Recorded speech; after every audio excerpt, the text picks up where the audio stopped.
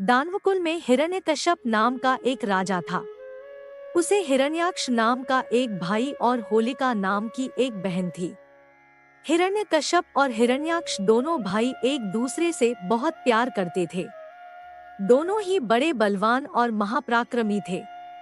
दोनों भाइयों ने देवताओं को युद्ध में परास्त कर स्वर्ग पर राज्य प्राप्त किया था। हिरण्यकश्यप को कयाधु नाम की एक रानी थी। उन दोनों को एक पुत्र था जिसका नाम प्रहलाद था। हिरण्यकश्यप ने कई वर्षों तक भगवान ब्रह्मा की तपस्या की थी, भगवान को प्रसन्न किया और भगवान से वरदान पाया कि उसे मनुष्य या जानवर से दिन या रात को, घर के अंदर या बाहर, मृत्यु नहीं आएगी। इस वजह से उसे लगा कि अब कोई उसे मार नहीं सकता। वह अपने को अमर समझने लगा। इस वजह से वह अहंकारी हो गया। वह सोचने लगा कि मैं भगवान से भी बड़ा हूँ, सभी लोग उसकी पूजा करें और उसे भगवान माने। एक बार जब हिरण्याक्ष पृथ्वी को रसातल में ले जा रहा था तो भगवान विष्णु ने वराह का अवतार धारण कर हिरण्याक्ष का वध कर दिया। इस बात से क्रोधित होकर हिरण्यकश्यप ने सभी को चेतावनी दी कि उसके राज्य में कोई भी विष्णु का नाम न ले, लेकिन हिरण्यकश्यप का अपना पुत्र प्रहलाद हमेशा भगवान विष्णु का नाम लेता था। वह नारायण नारायण का जप करते हुए अपना नित्य कर्म करता था। पिता को भगवान का जप अच्छा नहीं लगता, इसलिए प्रहलाद उनके सामने नहीं आता। लेकिन किसी समय हिरण्यकश्यप और प्रहलाद की भेंट हो ही जाती थी। प्रहलाद का नाम जब सुनकर हिरण्यकश्यप क्रोध से लाल हो गया और नौकरों को आदेश दिया कि प्रहलाद को कठोर से कठोर दंड दे दिया जाए। एक दिन भगवान विष्णु के नामस्मरण में मग्न प्रहलाद को पता नहीं चला कि हिरण्यकश्यप आ रहे हैं। मंत्रोच्चारण सुनते ही हिरण्यकश्यप ने अपने सेवकों को आदेश दिया कि वे प्रहलाद को पहाड़ की ऊंची चट्टान से गहरी घाटी में धकेल दे और ऐसा करने के बाद मुझे सूचित करें। सेवकों ने वैसा ही किया और हिरण्यकश्यप को इसकी सूचना दी। थोड़ी देर बाद हिरण्यकश्यप ने महल के सामने खड़े होकर दूर से ही प्रहलाद को महल की ओर आते देखा। प्रहलाद को जीवित देख हिरण्यकश्यप सेवकों पर भड़क उठा। उसने नौकरों को आदेश दिया कि प्रहलाद को महल में आते ही मेरे सामने खड़ा कर देना, ताकि वह खुद उससे पूछ सके कि क्या हुआ। महल में पहुंचकर प्रहलाद हिरण्यकश्यप के सामने विनम्रता पूर्वक खड़ा हो गया।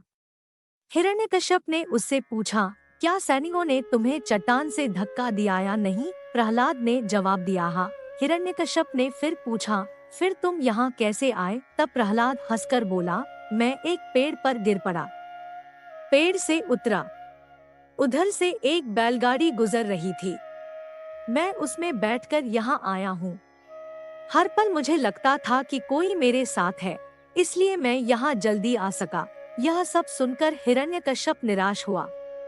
उन्होंने प्रहलाद को जाने के लिए कहा। कुछ दिन बीत गए। प्रहलाद उस स्थान पर कुछ काम करने के लिए गया था, जहाँ राज्य के विशिष्ट लोगों के लिए भोजन बनाया जाता था। तभी वहाँ आए हिरण्यकश्यप की नजर प्रहलाद पर पड़ गई। प्रहलाद नारायण नारायण का जप कर रहा था। हिरण्यकश्यप को फिर गुस्सा आया। उन्होंने सेवकों को आदेश दिया कि वे प्रहलाद को पास के एक बड़े कढ़ाई में खौलते हुए तेल में गिरा दे।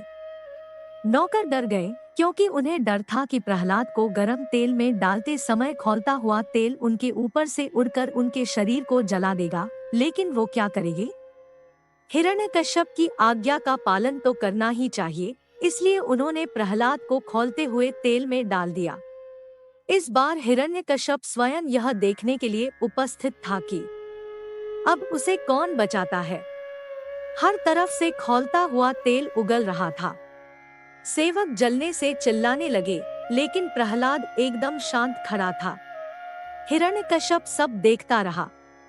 धीरे धीरे कलश में कमल प्रकट हुआ। प्रहलाद उस पर शांत भाव से खड़ा था।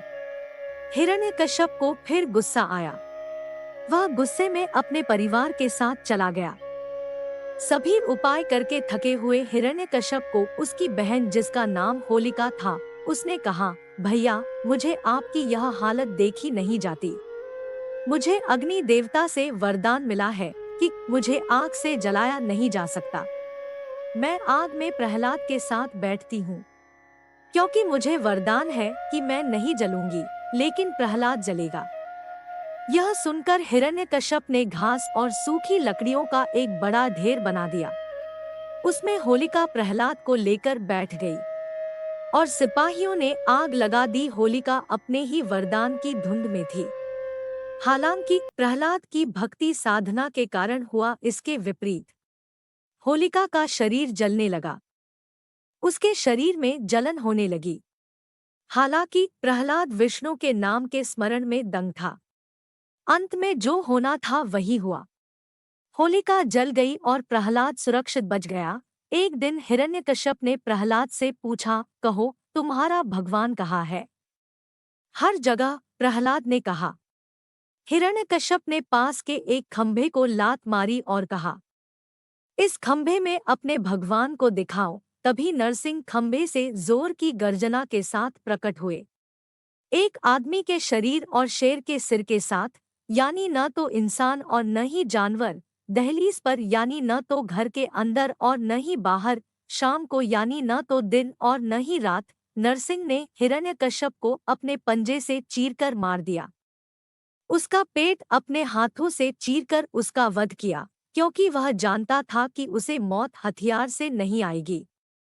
अगर आपको यह कहानी पसंद आई हो तो कृपया वीडियो को लाइक और शेयर करें। धन्यवाद।